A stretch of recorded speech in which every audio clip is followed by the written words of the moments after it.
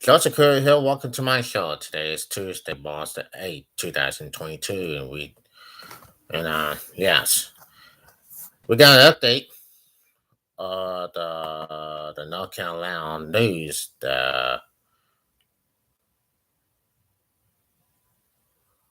If anything happens that we have been looking to go at for it, then this is what it means for everybody, and for everybody that goes out around, what goes around comes around.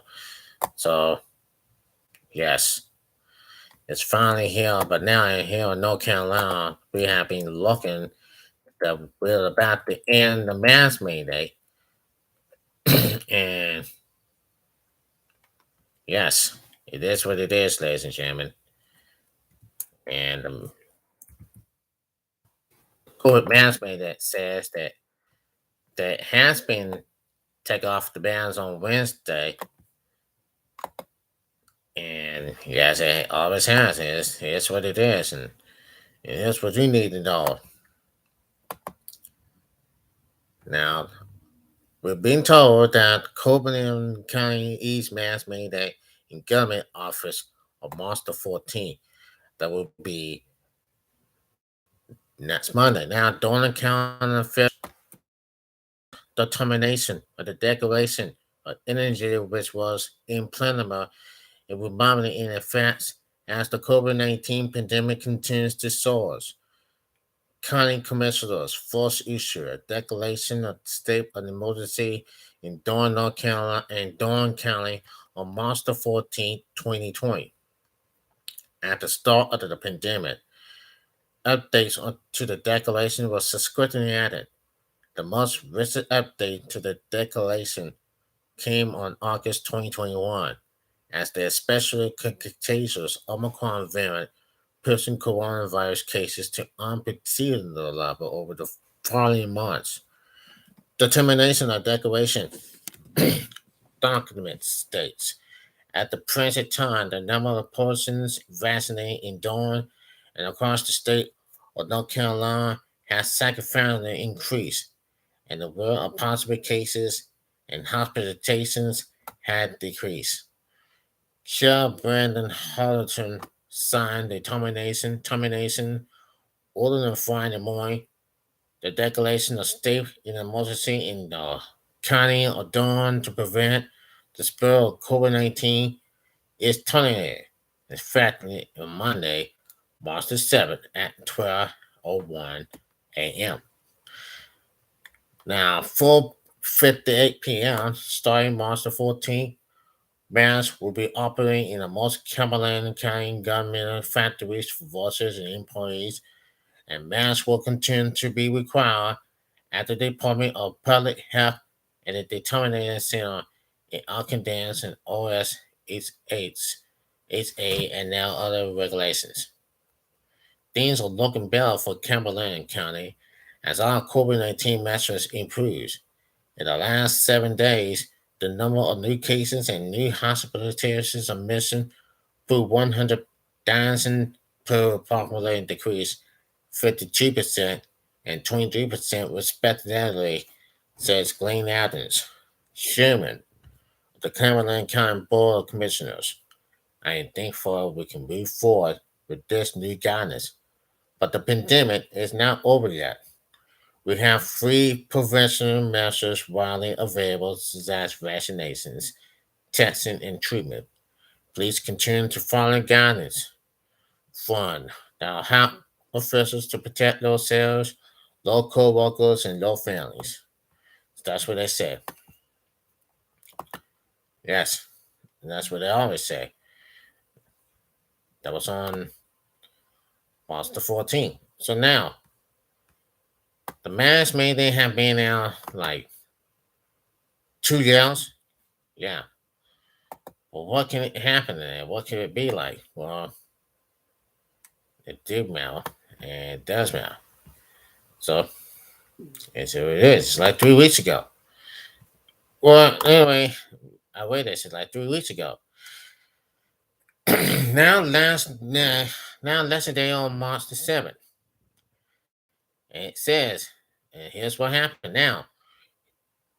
At 5:26 p.m., all mask mandates are left in school districts. That was lesson day.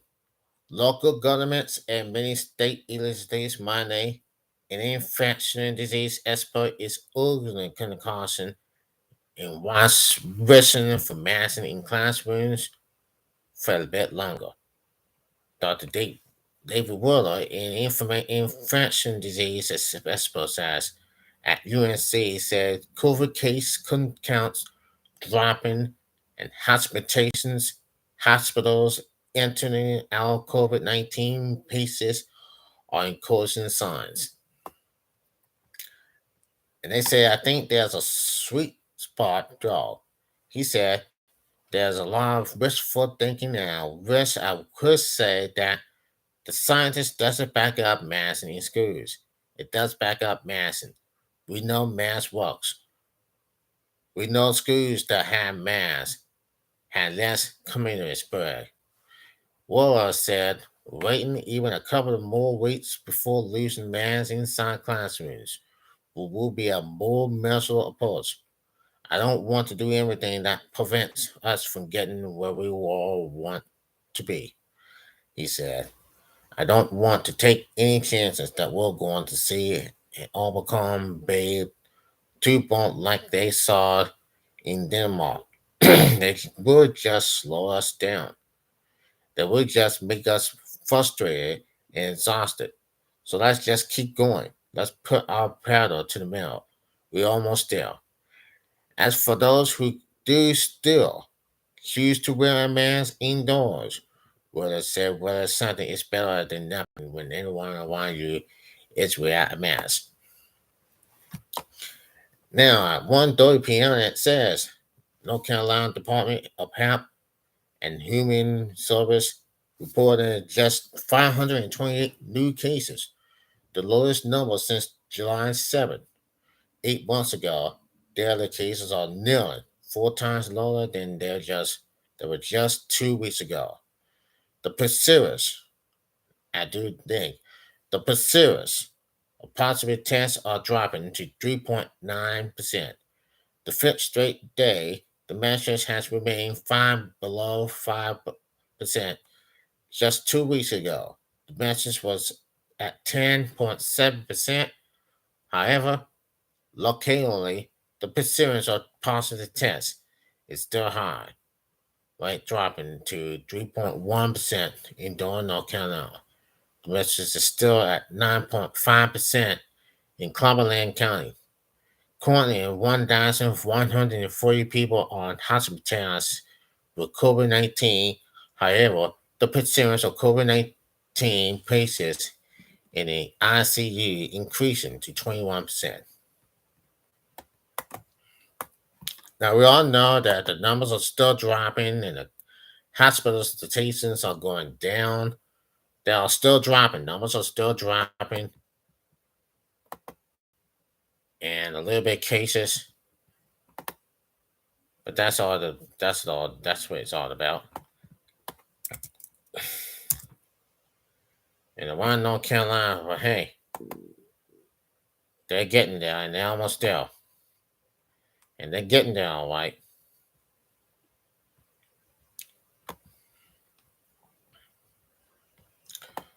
So here's what you might know the stress are. Right now the cases are going down. They're going down and they're going down fast. Now,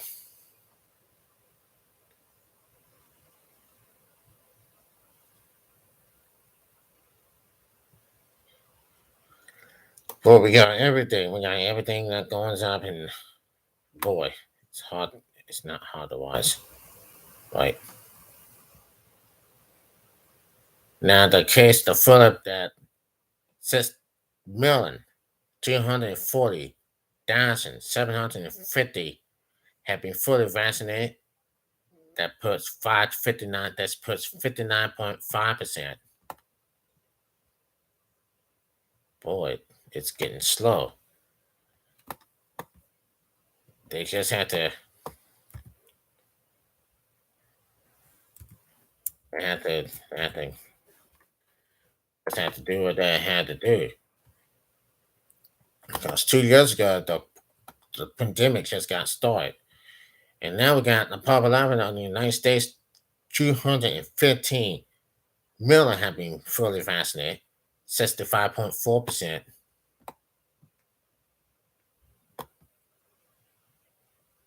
And yes, but you never know what will happen. I'm not sure, but everything you gotta do, you gotta wash your hands and sit down and bit this. These are the numbers they had.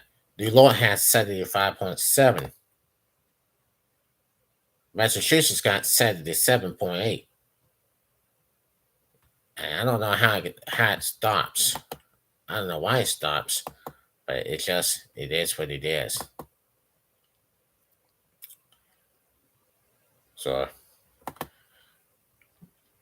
now we're going to the CDC, and here's the update. Everything they're going through is just a little bit, but it is what it is. I don't know what's going on now. It is what it is. It's for kids having getting vaccinated. And yeah, yeah, I know. I know. I know. I think it's gonna go away.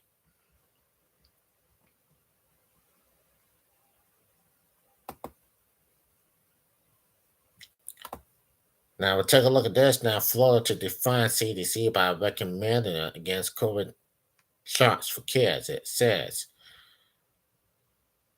Florida Surgeon General Dr. Joseph Limbo announced Monday that the state will soon advise that happy children should not be vaccinated against COVID-19, define the guidance for the federal centers for disease control and prevention. Now, Lepula, who has questioned the safety of vaccines in the past, announcing the policy change toward the end of Pella Fisher, Florida Governor Ron DeSantis called the court closed on COVID-19 deal. Now, during the 9-minute conversation, Leonard Paul suggested that the infecting of vaccines in children is legitimate, despite studies provided that vaccines protect against severe cases and hospitalizations in children over the age of 5. We can't scraping at the bottom of the barrel. Participate with happy kids, Leonard said, and he did not doubt which age groups will be inducted in the state's invitation. In response to the measure, the first state to define CDC recommending this for COVID shots for kids, the White House Press Secretary Jane Piska said it is deeply disturbing that there are politicians, peddle constant doors out there and casting doubts on vaccination, which is our best tool against the virus and the best tool to prevent even teenagers from being hospitalized. In Florida, with more than 770,000 people had died from COVID, just over 22% of kids aged 5 to 11 have received the vaccine, while younger people are significantly less likely to die from COVID than older Americans. The CDC notes that the virus is one of the top 10 cases of death for children at the age of 5 to 11. So this is what we had to be looking for a long time. Okay, this is Joseph Kurt, and I'll see you tomorrow, everybody. Take care. I'm out.